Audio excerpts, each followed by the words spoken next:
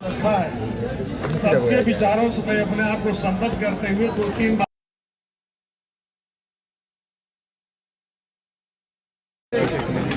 महंगाई के खिलाफ, बेरोजगारी के खिलाफ, भ्रष्टाचार के खिलाफ भारतीय जनता पार्टी की सरकार की संविधान विरोधी कार्यक्रमों और नीतियों के खिलाफ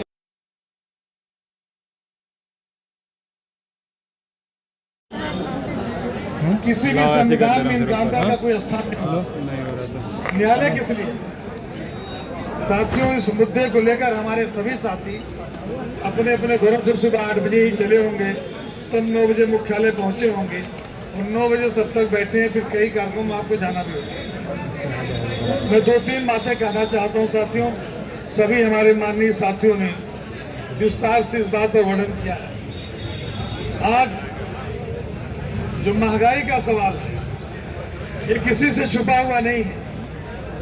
2014 में जब लोकसभा के चुनाव हो रहे थे, उस समय भारतीय जनता पार्टी के नेता ही नहीं, इनकी मातृ संस्था के लोग ही नहीं, बल्कि इनके द्वारा पोषित साधु और सन्यासी भी कहते थे कि हम डीजल को 20 रुपया कर देंगे, पेट्रोल को 30 रुपया कर देंगे।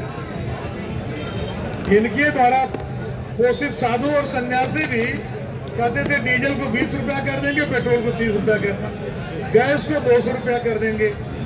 आज महंगाई की हालत यह है, अगर कोई 500 रुपए की नोट लेकर अपने घर के बगल गांव की गली में किसी छोटी दुकान पे चला जाए तो 500 रुपया उसको कम पड़ जाए। और शहर जाने की बात आप छोड़ दीजिए।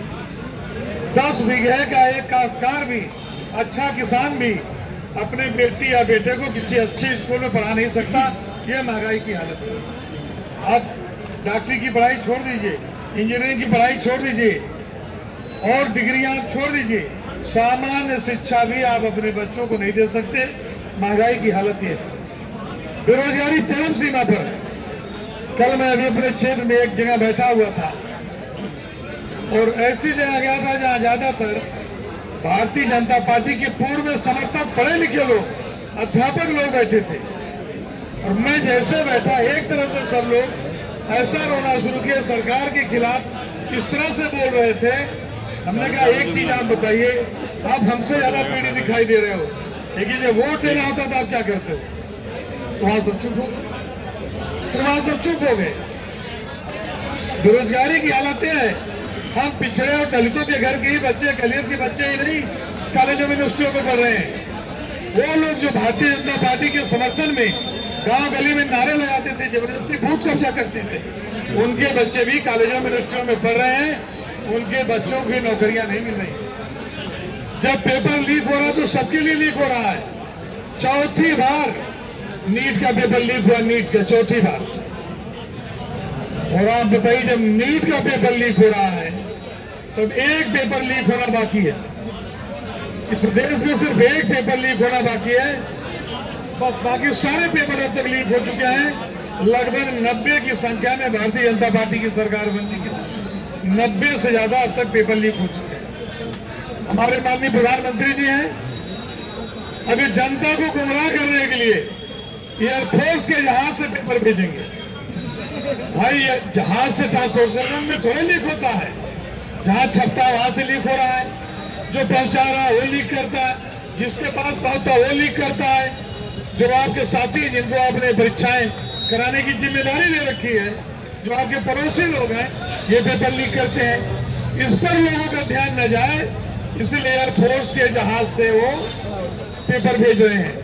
अगर हर जगह सेना की आवश्यकता है तो फिर इस देश में लोकतंत्र में चुनी हुई सरकार की क्या जरूरत है? माननीय प्रधानमंत्री जी, भारत के संविधान ने जो आपको मौका दिया, जिसके नाते आप चुन कर आए, और अपने जिम्मेदारियों का निर्वहन अगर आप नहीं कर पा रहे हैं तो आप में तो थोड़ी शर्म हया होनी चाहिए। जब मनमोहन सिंह जी के जमाने में रुपए डॉलर में 55 या 56 रुपए की बात तक पहुंच गया था, ये सारे लोग कहते जैसे जैसे प्रधानमंत्री की उम्र बढ़ रही, रुपया बढ़ रहा, और जैसे रुपया बढ़ रहा, प्रधानमंत्री का सम्मान गिर रहा है। तो क्या प्रधानमंत्री इस देश में नहीं है? अब उनका सम्मान नहीं गिरा तो $1 रुपया 100 रुपये के बराबर पहुंच गया।